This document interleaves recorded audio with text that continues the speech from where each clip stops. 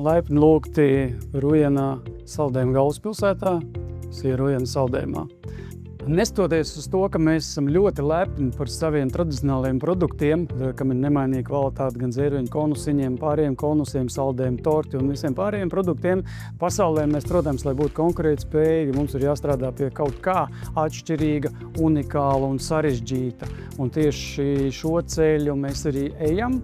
Šobrīd mēs eksportējam no Rujenas gandrīz uz 40 valstīm, un šie panākumi mums ir devuši arī iespējas kļūt daudz zaļākiem un turpināt šādu attīstību katru gadu, jo nav noslēpums, ka, lai mēs uzlabotu mūsu ražošanas tehnoloģijas, lai kļūtu zaļāki, tam nepieciešams ir finanses, ko savukārt nodrošina pārdošana pārsvarā eksporta tirgos. Eksports mums šobrīd pats sastādā 75–80%.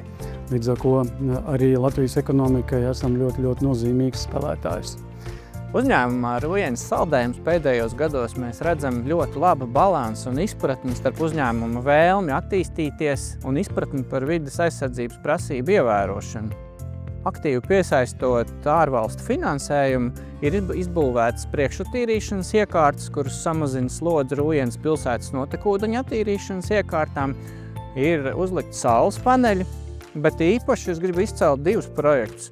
Viens ir inovatīvs projekts jaunas tehnoloģijas izstrādē, lai samazinātu šķidrā slāpekļa apjomu ražošanas procesā, kad ražo saldējuma bumbiņas minimelts.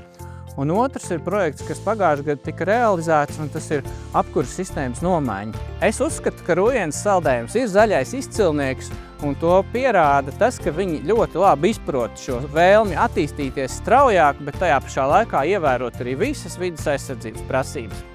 Mēs to neuztveram kā kaut kādu spiedienu vai prasības no institūcijām. Mēs cenšamies vienmēr saprast un domāt līdzīgi, kā domā institūcijas, ka tiešām ka mums jārūpējās ne tikai par to, lai mēs vairāk saražotu, vairāk pārdotu, bet arī par to, kā mēs visi kopā izskatāmies Latvijā.